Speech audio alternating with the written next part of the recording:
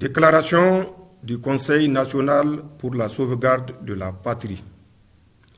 Nigériennes, Nigériens, mes chers compatriotes, le mercredi 26 juillet 2023, les forces de défense et de sécurité regroupées au sein du Conseil national pour la sauvegarde de la patrie, CNSP, ont mis fin au régime de la 7e République.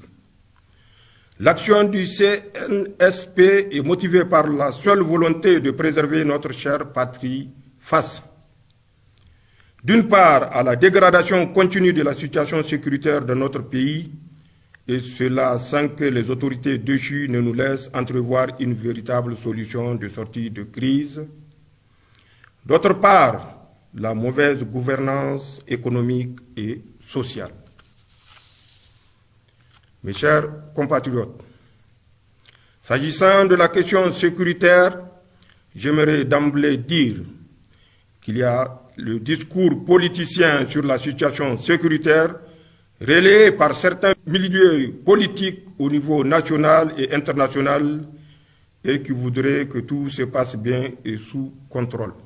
Il y a cependant la dure réalité de l'insécurité au Niger, telle qu'elle est vécue par nos forces de défense et nos laborieuses populations, avec son lot de morts, de déplacés, d'humiliations et de frustrations. Les attaques meurtrières et traumatisantes de Bosso, Inates, Chinagoder, Anzuru, Bakorat et d'autres encore nous rappellent à suffisance dans notre chair et dans notre âme cette réalité au quotidien.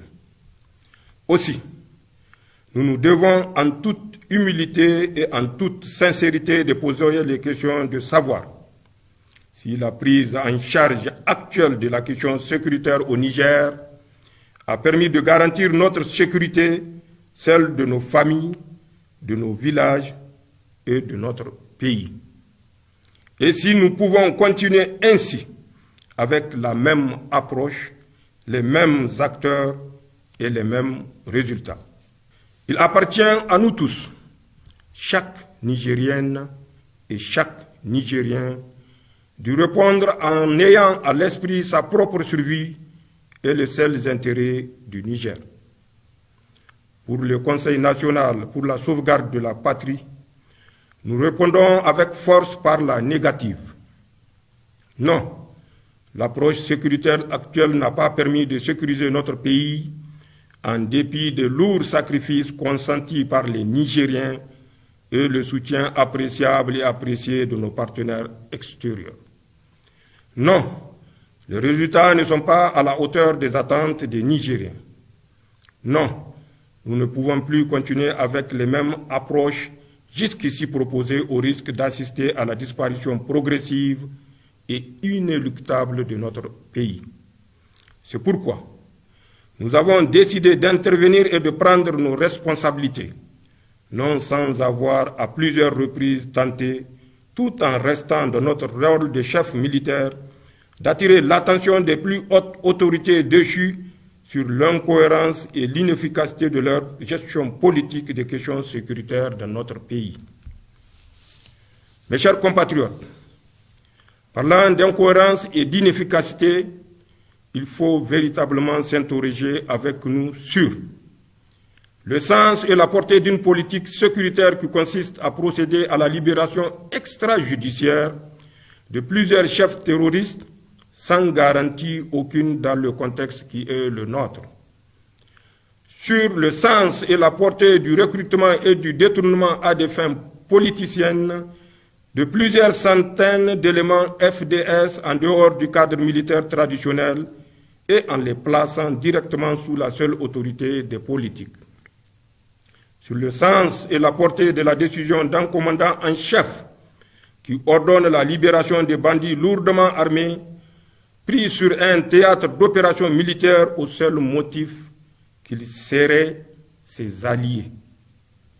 Le sens et la portée de propos d'un commandant en chef des armées qui déclare devant le monde entier que ces soldats qui se battent au prix de leur vie sont moins forts et moins aguerris que les terroristes.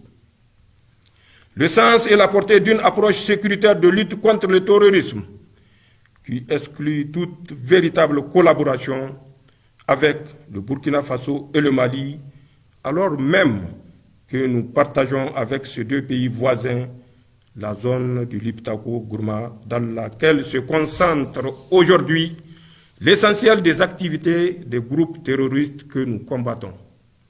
Mes chers compatriotes, de toute évidence, les autorités déchues se sont engagées dans une approche qui consiste à mettre en place une sorte de milice pour leurs propres intérêts. Toute chose qu'aucun patriote sincère ne saurait accepter.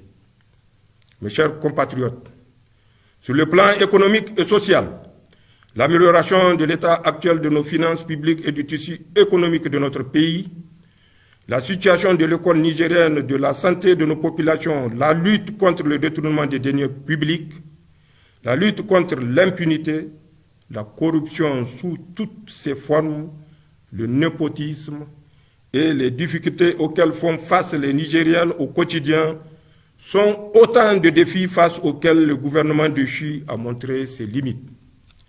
Nigériennes, Nigériens, mes chers compatriotes, pour finir mon propos, à l'endroit de nos populations, je réitère l'appel du Conseil national pour la sauvegarde de la patrie à la sérénité, au calme, à la vigilance et à un sursaut patriotique.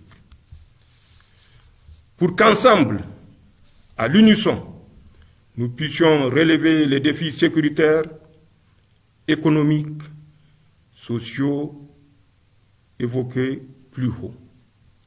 À l'endroit de la communauté internationale, le Conseil national pour la sauvegarde de la patrie réaffirme sa volonté de respecter tous les engagements internationaux souscrits par la République du Niger ainsi que des droits de l'homme.